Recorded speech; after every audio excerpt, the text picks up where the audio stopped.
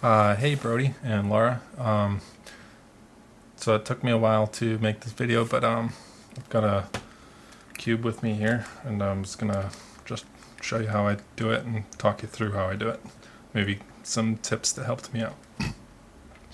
Anyway, so I'm gonna point the camera down a little bit so you can see what I'm doing. So I start with by getting four corners right, and like on this cube I know the purple are opposite the pink corners, so I start by making sure I get all four purple right, which I don't worry about anything else in the cube at first, right? So like now these two corners match, they're purple and blue, and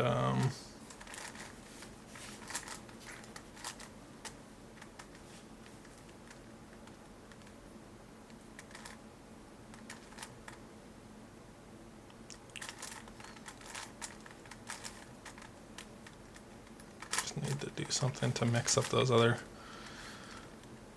other two. So this one needs to go over here. It's got the green, purple, white, or yellow. And this is purple and yellow, right? So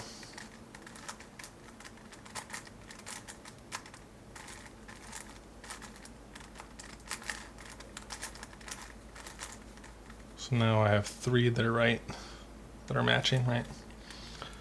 And then this fourth one,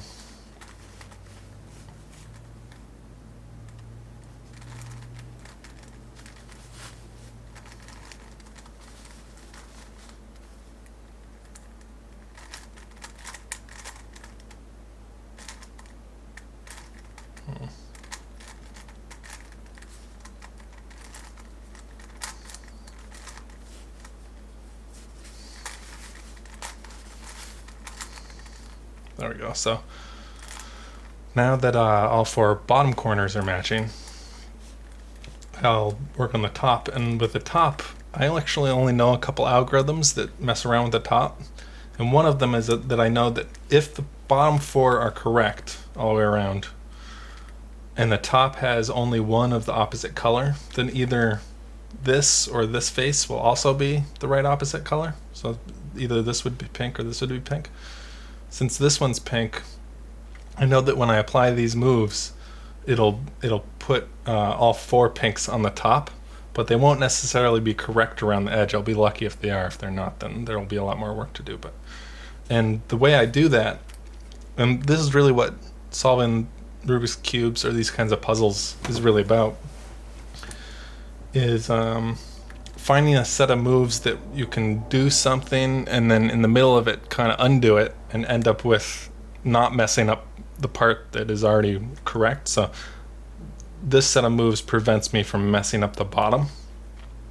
And what it is I go up and over and then up with the other side and back, and then I bring down these first ones that I'd messed up and back this way and bring down these other ones that I'd messed up.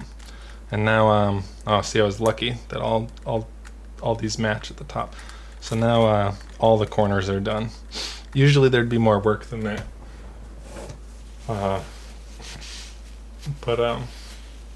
that was a lucky case. So once I've done that, I would typically fix the centers of the top and bottom. So like the purple goes down here, so I just spin that, and that'll put the pink up here. And then I start fixing these edge pieces on the bottom and top. So, and I do that one by one. I'm actually not very quick at solving a Rubik's Cube. But this part for some reason always seemed kind of simple. It didn't take a lot of work to figure out how that worked. I don't know why.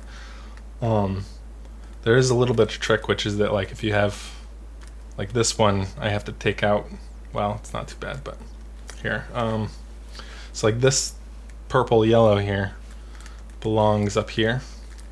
So the way I do that is if I could get this over here then and have the middle okay, then I'd just be able to do this and put it back, right? Undo whatever I messed up. So what I do is I spin this up and then over, and then down, and now I've put that piece over here and put the middle back where it belongs. The top and bottom are messed up, but I'm just going to put that back, move that over to where it was, to move that over to where I brought this one down, and now undo the thing that I had done to put it there. Right, so, and now when I put this back, now the purple yellow is in the right spot. Sorry, this is really confusing, I think, probably, right? Hard to follow along. So these ones are a little tricky because I'm not going to be able to just put something in the right place. I have to take them out first because this one goes here and this one goes here. But first I'll take this one out too. So again, and all of this is the exact same set of moves. I'm going to move this one up and then bring this one down, and then I can spin the middle layer to put something else here so that I have this one, because this needs to go down here or here. So I'll put this one up on the top, spin it over, and bring it back down. Now the middle layer is back where it started, and I can go over it. I don't really want to screw with that one because it's where it belongs, so I'll take this one instead, and I'll put it up. And now I have that purple gray that I was looking for, and I can put it up here where it belongs, or here where it belongs. So in this case, normally I do it like this, but I don't want to touch this one, so I'm going to take this one out,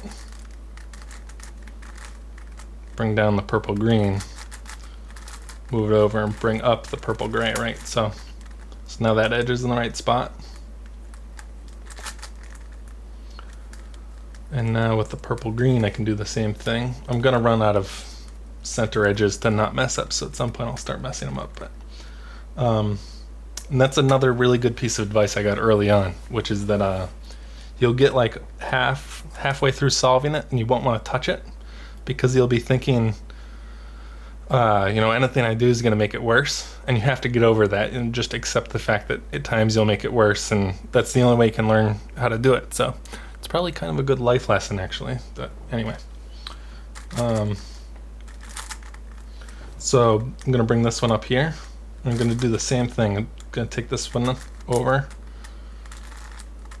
brought the purple down, the purple blue that was up there down, and now spin it over to the one I want to bring up, and just undo what I did. And that put the purple green where I wanted it. Things are looking pretty good at this point. These three need fixing. This one goes up there. So now I'm just going, I'll do this one more time.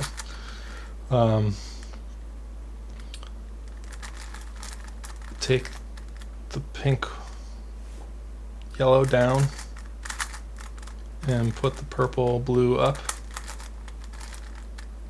And same thing, so. And then, so at this point I might kind of reorient myself because these are the ones that are messed up, and it'd be better if I don't mess up other stuff, right? So like this one belongs here, so I'll do the exact same thing. Oh, except for this is tricky. The green is now on top, so this should actually be over here for me to do it. So what I'll do is I'll take this one up, put this one down here, and then when I spin the pink green over to here, it'll move up to here and back to where it belongs. So it can be really confusing, but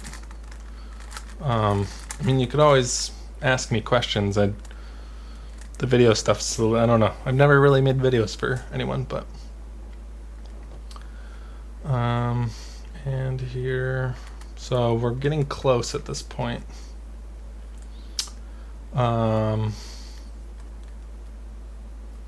This one belongs up here, gray and green, so I'm going to just move this over to here. The green goes up on top, which is right, so I'm just going to use this one.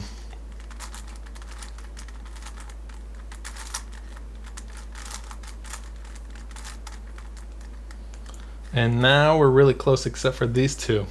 This is an interesting problem because the They're in the right spot, but they need to be flipped over. And it turns out you can't actually flip one over without flipping a second one over. So if you ever have a Rubik's Cube and one is flipped over and nothing else is missing, someone's taken it apart and flipped one over or changed stickers or something. In this case, this was actually the first time I solved a cube, I had this exact problem, only it was this edge and an opposite edge in the middle instead of on the top. So in this case, I'm going to bring it down so that it's in the middle. And when I'm done, I have to remember to undo those two things, which is a little tricky because I'll mess that up sometimes. And what I realized was that if I could flip this over but leave the middle completely as it was, oh, see, that's not going to work. All right.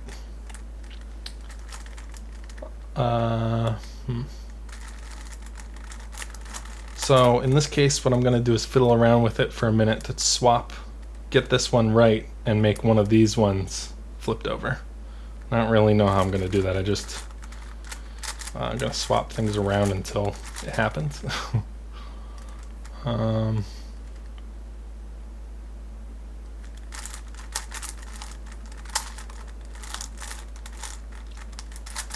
Oh, never mind. All right, so that's an easier way to flip them over that I don't really understand.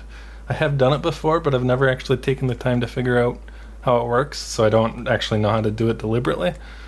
The way I normally would have done this, flip an edge piece over like I was explaining, is I would have taken it up and then this side up and over and then down and down.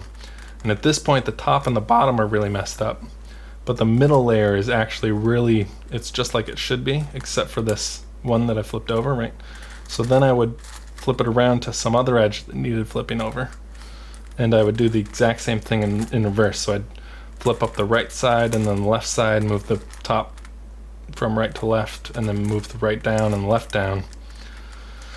And when I'm done, I would have two edges flipped over, which is the original problem I had. So I might have some other advice. Yeah, I mentioned to your mom that you can think of the corners, the edges, and the centers as three separate systems. That's a really important thing because it helps to be able to manipulate one at a time and not worry about messing parts up that like the centers can never actually be messed up too much because, like in this case, the purple and the pink should always be opposite and so on. In this case, this is actually a really weird cube that Colin gave me a couple Christmases ago. It does something weird. Normally cubes can do a quarter turn like this. This one lets you do an eighth of a turn and do this. And so it really quickly becomes very weird. And I actually can't solve this completely. I get really close, but a lot of times I end up with a situation where I don't know. Two corner pieces are swapped, which can't happen on a normal cube. And I fix it sometimes, but I don't really know how exactly still. So I'm still not really able to solve this one reliably. But anyway, that's about all the advice I have. I hope this helps some. If you have any questions, let me know. Just, I don't know, text me or something. I'm pretty responsive to that. So anyway, hope that was helpful, and take care. See you guys later. Bye.